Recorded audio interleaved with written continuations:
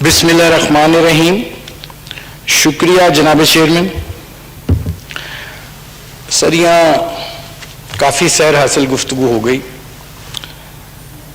لیکن چونکہ میں سمجھتا ہوں کہ یہ پاکستان کی جو جمہوری تاریخ ہے وہ اس وقت بہت ہی ایک خطرناک موڑ پر آن پہنچی ہے. یہ ایک کتاب، سبز رنگ کی کتاب، جو 1973 میں تحریر کی گئی یا مرتب کی گئی، اس کے سر جو لکھنے والے تھے،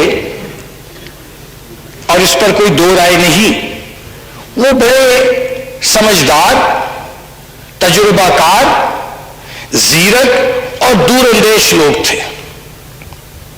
مجھے تو سر یہ سمجھ نہیں آتی ہے کہ ہم نے یہ سنا بھی تھا، دیکھا بھی تھا کہ آئین کے ساتھ جو کھلواڑ کرتا ہے اس کو ڈکٹیٹر کہتے ہیں. اور یہ ماضی میں ہوا بھی کہ کئی ڈکٹیٹر آئے اور انہوں نے اس آئین کا حلیہ بگاڑنے کی کوشش کی. یہاں بڑی تفصیل کے ساتھ یہ بیان کیا فاضل ممبران نے کہ آرٹیکل 226 از ویری کلیئر. تشریح سپریم کورٹ کا حق ہے، اس سے رجوع کیا جاتا ہے، لیکن سر تشریح اس چیز کی کروائی جاتی ہے، مانگی جاتی ہے کوئی مبہم ہو، ایمبیگوٹی میں چیز ہو. یہ تو دو لائنوں میں آرٹیکل 226 بڑا کلیئر ہے. تو اس سے ظاہر ہوتا ہے کہ یہ ایک بدنیتی اور میلافائڈ انٹینشن اس کے پیچھے شامل ہے. بھئی آپ کرپشن ختم کرنے کے دعوے کرتے ہیں، ضرور کیجئے، لیکن آپ کا عمل اس کے برعکس ہے. آپ 90 دن میں کرپشن کو ختم کرنے کا کہہ کے آئے تھے، اور چن چن کر کرپٹ لوگ آپ نے اپنی کیبنٹ میں رکھے. آپ نے کہا الیکشن شفاف ہونے چاہیے، بسم اللہ، ضرور ہونے چاہیے. پھر آپ کہتے ہیں، فرماتے ہیں وزیر اعظم صاحب کہ جی 70 کروڑ روپیہ کس نے، یہ کون تھا یہ ٹھیکیدار عبد القادر؟ میں بڑی معافی کے ساتھ عرض کرتا ہوں. اور جب آپ کی جماعت میں آپ کا جو لائلسٹ ورکر تھا، جو نظریاتی ورکر تھا آپ کی جماعت کا، جب اس نے شور مچایا تو اس نے آپ کو پیچھے ہٹنے پر مجبور کر دیا. آج اس ملک میں شفافیت کی بات کی جاتی ہے، ٹرانسپیرنسی کی بات کی جاتی ہے. مجھے کہنے دیجئے سر کہ وہ لوگ جنہوں نے اس ملک میں جمہوریت کی خاطر جیلیں کاٹیں، کوڑے کھائے، جلا وطن ہوئے، پھانسیاں چڑھی، آج ان لوگوں کو کاغذات نامزدگی مختلف اعتراضات لگا کر تو مسترد کر دیے جاتے ہیں. اور ایک ایسا شخص جو دن دہاڑے، جس کی جھوٹ کا الیکشن کمیشن میں ثبوت موجود ہے اور وہ کیس کا فیصلہ بھی نہیں ہونے دیتا، اور اس شخص کو سینٹ کے لیے امیدوار نامزد کر دیا جاتا ہے. دوسرے، یہ ان کی میرٹ کی ایک شفافیت کی میں اور جناب ایک مثال پیش کر دیتا ہوں. میں ان کی بہت عزت کرتا ہوں، یہ علی محمد خان صاحب بیٹھے، ان کے منہ پہ کہہ رہا ہوں، میں بڑا اوپن آدمی ہوں.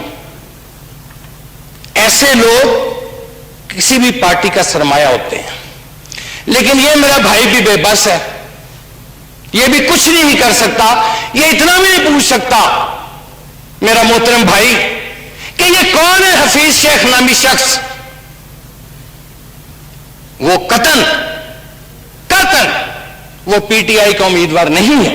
ہاں، وہ آئی ایم ایف کا امیدوار ضرور ہو سکتا ہے. وہ شخص جس نے غریب کے منہ سے نوالا سر چھین لیا.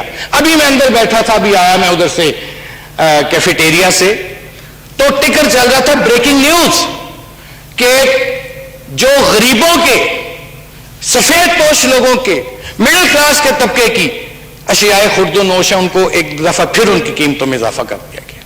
اس طرف کوئی توجہ نہیں دیتا. ہماری توجہ کیا ہے کہ کسی طرح ہمارا اقتدار کا جو سنگھاسن ہے وہ ڈولنے نہ پائے. لیکن کل آپ نے دیکھا جو ضمنی الیکشن ہوئے اس میں وہ غریب، وہ سفید پوش، وہ مڈل کلاس جس کا میں فرد ہونے پر فخر محسوس کرتا ہوں، وہ باہر نکلا، اس نے نہ ان کو پچھاڑا بلکہ ان کے گھر میں گھس کر ان کو مارا.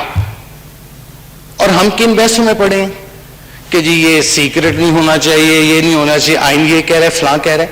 خدا کے واسطے اس ملک میں جو ریئل ایشوز ہیں، اور مجھے ڈر ہے سر کہ وہ دور نہیں میں دیکھ رہا، میرے منہ میں خاک، کہ جب پاکستان کا غریب اور سفید پوش طبقہ جس کے گھر میں چولہا بجھ چکا ہے، جو بجلی کا بل نہیں دے پا رہا، جو سوئی گیس کا بل نہیں دے پا رہا، جس نے اپنے بچے اسکول سے اٹھا لیے ہیں کہ ان کی فیس نہیں دے پا رہا، اور ایک ایسا مجبور باپ جس نے اپنے 5 بچے نہر میں پھینک دیے مہنگائی اور بے روزگاری کی وجہ سے. These are the real issues. In Pakistan, یہ ہم جس کے قدموں میں بیٹھے ہیں قائد اعظم کے رحمہ اللہ کے، انہوں نے پاکستان چند لوگوں کے لیے نہیں بنایا تھا. Pakistan was created for the deprived, for the پور، فار دا مڈل کلاس. کیا حشر ہو گیا اس کا؟ مڈل کلاس جو ہے وہ doctors, engineers, lawyers, technocrats produce کرتی ہے سر، اور اسی کی آپ نے کمر توڑ کر رکھ دی. غریب تو مر گیا، امیر تر ہو رہا ہے. کیا آپ کے پاس اس چیز کا جواب ہے کوئی؟ کہ آپ نے پوچھا گورنر پنجاب سے کہ بھائی ہماری تو سیٹیں سینٹ میں 35 تھیں کہ 34، تم یہ 44 ووٹ لے کے کیسے آئے؟ Charity begins at home. اس کو ڈسکوالیفائی کریں، اس کو نکالیں، کوئی ثبوت تو دیں. پھر آٹے چینی کی رپورٹیں آئیں سر، اربوں روپے کی سر ڈکیتیاں ہوئیں، انکوائری رپورٹ بھی بن گئی. کیا ایکشن لیا گیا؟ وزیر اعظم صاحب نے آخری بات سر، وزیر اعظم صاحب نے خود کہا کہ صاحب ان کے بڑے قریب تھے جو کہ جی مجھے بڑا دکھ ہوا ہے کہ ان کا نام بھی شوگر رپورٹ میں آ گیا، اور ان کا جہاز جو قوم نے شکر کیا کہ ہینگر میں پارک ہوا تھا، 2-3 دن پہلے اس میں پھر ٹائروں میں ہوا بھرا کے اس میں تیل ڈال کے اس کا جاؤ لوٹو، یہ سینٹ کا مل. Is this the Pakistan of Quaid Azam? Is this the Pakistan of Iqbal? میرا سر گزارش کرنے کا آخری یہی مطلب ہے جی سر کہ آئین میں جو ترمیم، جیسے سب دوستوں نے کہا، یہ صرف اور صرف پارلیمنٹ کا حق ہے. اور میری ذاتی رائے میں سمجھتا ہوں سر کہ یہ آرٹیکل 226 ویری کلیئر، اس کی کوئی تشریح کی ضرورت نہیں تھی. یہ سارے ہیلے بہانے ہیں، یہ سینٹ کو ہائی جیک کرنے کی کوشش ہے. اور اس کا مجھے تو ڈر لگتا ہے کہ جس طرف یہ ہائیبریڈ سسٹم جا رہا ہے، مجھے تو سر اگر اس پریکٹس کو نہ روکا گیا، اپنی پریورٹیز نہ تبدیل کی گئیں، تو مجھے تو سر بڑے ادب سے کہ اس جمہوریت کا بھی پھر اللہ ہی حافظ. Thank you. YouTube per googly T V دیکھنے کے لیے youtube.com کی سرچ بار میں گوگلی ٹی وی ٹائپ کریں. گوگلی ٹی وی کے پیج پر سرخ رنگ کے سبسکرپشن والے بٹن پر کلک کرنا نہ بھولیے. یوٹیوب پر اپلوڈ ہونے والی ویڈیو سے باخبر رہنے کے لیے بیل آئیکن پر کلک کیجیے. آپ کو ہر نئی آنے والی ویڈیو کے بارے میں نوٹیفیکیشن موصول ہو جائے گا.